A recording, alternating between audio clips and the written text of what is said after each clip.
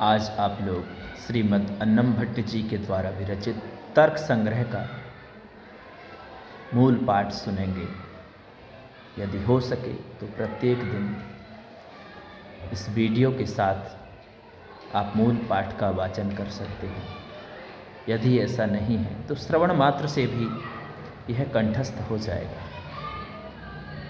निधाय हृदि विश्वेशं विधाय गुरुवंदनं बालानां सुखबोधाय क्रियते तर्कसंग्रहः। द्रव्यगुणकर्म सामान्य विशेष समवायाभावाः सप्तपदार्थाः तत्र द्रव्याणि पृथिव्यप्तेजो वायवाकाशकालदिगात्ममनांसि नवैव। रूप रस गंधि स्पर्श संख्या परिमाण पृथक्त्व संयोग विभाग परत्वा परत्व गुरुत्व द्रवत्व स्नेह शब्द बुद्धि सुख दुखेच्छा द्वेष प्रयत्न धर्मा धर्म संस्कारश्चतुर्विंशतिर्गुणाः। उच्छेपणा पक्षेपणा कुंचन प्रसारण गमनानि पंचकर्माणि परमपरं चेति द्विविधं सामान्यम्। नित्यद्रव्यवृत्तयो विशेषास्त्वनन्ता एव समवायस्त्वेक एव अभावश्चतुर्विधः। प्रागभावः प्रध्वंसाभावो अत्यन्ताभावो अन्योन्याभावश्चेति। तत्र गन्धवती पृथिवी सा द्विविधा नित्या अनित्या च। नित्या परमाणुरूपा अनित्या कार्यरूपा पुनस्त्रिविधा। शरीरेन्द्रियविषयभेदात् शरीरम् अस्मदादीनाम् इन्द्रियं गन्धग्राहकं घ्राणं नासाग्रवर्ति विषयो मृत्पाषाणादिः शीतस्पर्शवत्य आपः ताश्च द्विविधाः नित्या अनित्याश्च। नित्याः परमाणुरूपाः अनित्याः कार्यरूपाः ता पुनस्त्रिविधाः। शरीरेन्द्रियविषयभेदात् शरीरं वरुणलोके इन्द्रियं रसग्राहकं रसनं जिह्वाग्रवरति विषयः सरित्समुद्रादिः। उष्णस्पर्शवत्तेजः तच्च द्विविधं नित्यमनित्यं च। नित्यं परमाणुरूपम् अनित्यं कार्यरूपं पुनस्त्रिविधं। शरीरेन्द्रियविषयभेदात् शरीरम् आदित्यलोके प्रसिद्धम् इन्द्रियं रूपग्राहकं चक्षुः कृष्णताराग्रवरति विषयश्चतुर्विधः। भौमदित्योदर्याकरजभेदात् भौमं बह्नादिकम् अविन्धनं दिव्यं विद्युदादि उक्तस्य परिणामहेतुरुदर्यम् आकरजं सुवर्णादि रूपरहित स्पर्शवान् वायुः स द्विविधो नित्यो अनित्यश्च। नित्यः परमाणुरूपः अनित्यः कार्यरूपः पुनस्त्रिविधः। शरीरेन्द्रियविषयभेदात् शरीरं वायुलोके इन्द्रियं स्पर्शग्राहकं त्वक्सर्वशरीरवर्ति विषयो वृक्षादिकम्पनहेतुः शरीरान्तः सञ्चारी वायुः प्राणः स चैकोप्युपाधिभेदात् प्राणापानादिसंज्ञां लभते। शब्दगुणकम् आकाशं तच्चैकं विभुनित्यं च। अतीतादिव्यवहारहेतुः कालः स चैको विभुर्नित्यश्च। प्राच्यादिः व्यवहारहेतुर्दिक् सा चैका विह्वी नित्या च। ज्ञानाधिकरणमात्मा स द्विविधो जीवात्मा परमात्मा चेति। तत्रेश्वरः सर्वज्ञः परमात्मा एक एव। जीवस्तु प्रतिशरीरं भिन्नो विभुर्नित्यश्च। सुखाद्युपलब्धिसाधनमिन्द्रियं मनः तच्च प्रयात्म नियतत्वादनन्तं परमाणुरूपं नित्यं च। चक्षुर्मात्रग्राह्यो गुणो रूपं तच्च शुक्ल नील पीत रक्त हरित कपिश्चित्रभेदात् सप्तविधम्। पृथिवी जल तेजो वृत्ति तत्र पृथिव्यां सप्तविधम्। अभास्वर शुक्लं जले भास्वर शुक्लं तेजसि। रसनाग्राह्यो गुणो रसः स च मधुराम्ल लवण कटु कषाय तिक्तभेदात् षड्विधः।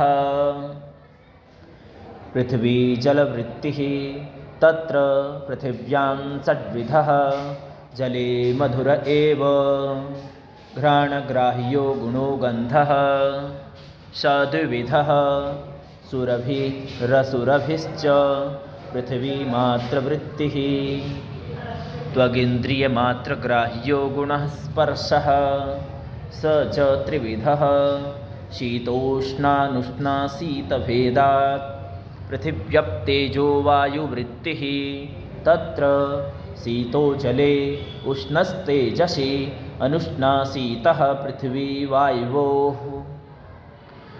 रूपादिचतुष्टयं पृथिव्यां पाकजमनित्यं च अन्यत्रापाकजं नित्यमनित्यं च।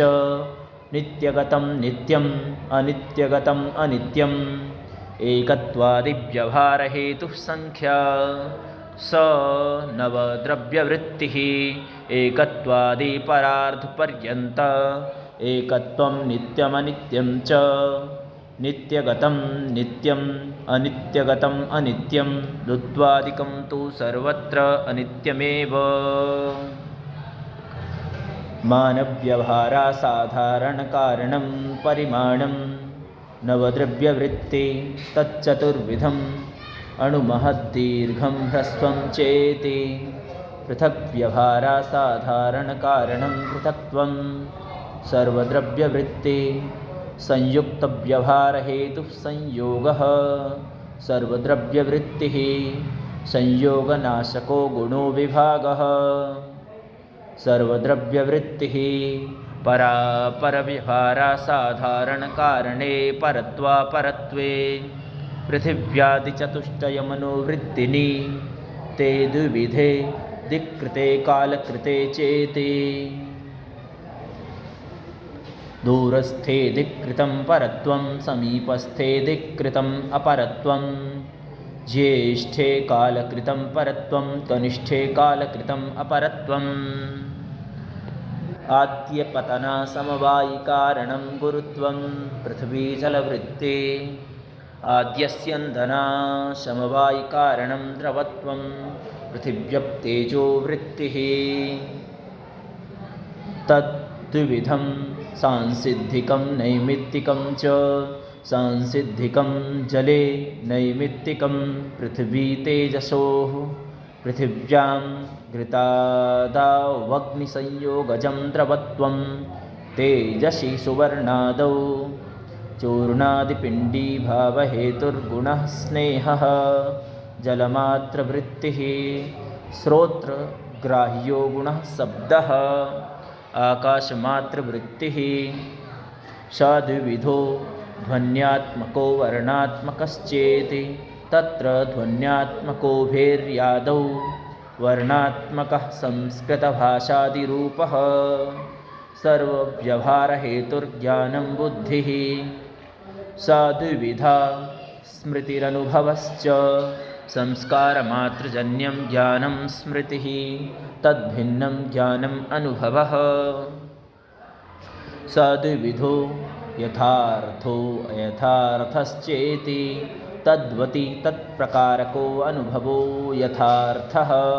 यथा रजते इदं रजतम् इति ज्ञानं सैव प्रमा इत्युच्यते।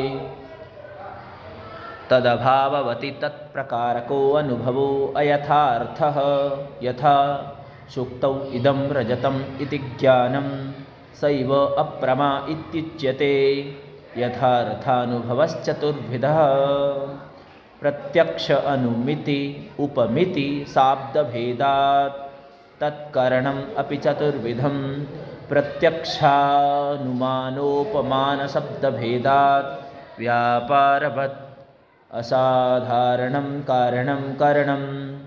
कार्यनियतपूर्ववृत्तिकारणं कार्यं प्रागभावप्रतियोगे कारणं त्रिविधं समवायि असमवायि निमित्तभेदात् यत् संवेतं कार्यम् उत्पद्यते तत्समवायि कारणं यथा तन्तवः पटश्च स्वगतरूपादेः कार्येण कारणेन वा सह एकस्मिन् रथे समवेतं सत्कारणम् असमवायिकारणं यथा तन्तुसंयोगः पटस्य तन्तुरूपं पटगतरूपस्य च तदुभयभिन्नं कारणं निमित्तकारणं यथा तुरीवेमादिकं पटस्य तदेतत्त्रिविधकारणमध्ये यत् असाधारणं कारणं तदेव करणं तत्र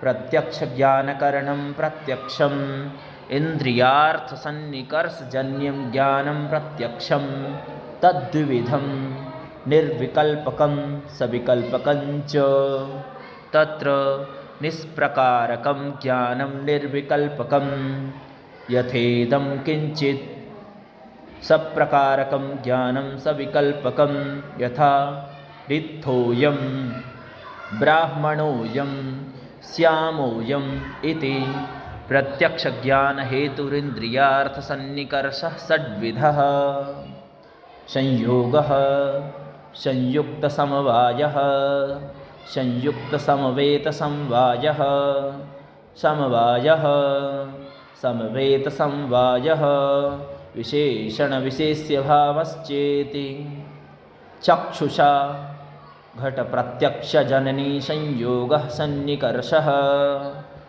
घटरूपप्रत्यक्षजननी संयुक्तसमवायः सन्निकर्षः चक्षुः संयुक्ते घटे रूपस्य समवायात् रूपत्वसामान्यप्रत्यक्षे संयुक्तसमवेतसमवायः सन्निकर्षः चक्षुः संयुक्ते घटे रूपं समवेतं तत्र रूपत्वस्य समवायात् श्रोत्रेण शब्दसाक्षात्कारे समवायः सन्निकर्षः कर्णविवरवर्त्याकाशस्य श्रोत्रत्वात् शब्दस्याकाशगुणत्वात् गुणगुणिनोश्च समवायात् शब्दत्वसाक्षात्कारे समवेतसमवायः सन्निकर्षः श्रोत्रसमवेते शब्दे शब्दत्वस्य समावायात्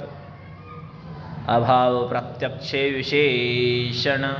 विशेष्यभावः सन्निकर्षः घटाभाववत् भूतलम् इत्यत्र चक्षुः संयुक्ते भूतले घटाभावस्य विशेषणत्वात् एवं सन्निकर्षषट्कजन्यं ज्ञानं प्रत्यक्षं तत्करणम् इन्द्रियं तस्मात् इन्द्रियं प्रत्यक्षप्रमाणमिति सिद्धम्। इस प्रकार से आपने तर्क संग्रह के प्रत्यक्ष खंड पर्यंत मूल पाठ को सुना। यदि आप प्रत्येक दिन इसी प्रकार देख करके वीडियो में वाचन करें तो आपको निश्चित रूप से लाभ होगा। यदि आप पाठ नहीं कर पा रहे 2 बार 4 बार सुने, उसके बाद आपका पाठ कर पाएंगे। और आप यदि प्रत्येक दिन पाठ करते हैं तो आपको कंठस्थ भी हो जाएगा।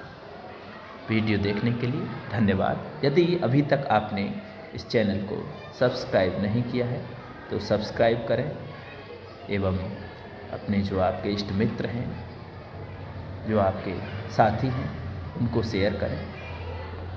धन्यवाद।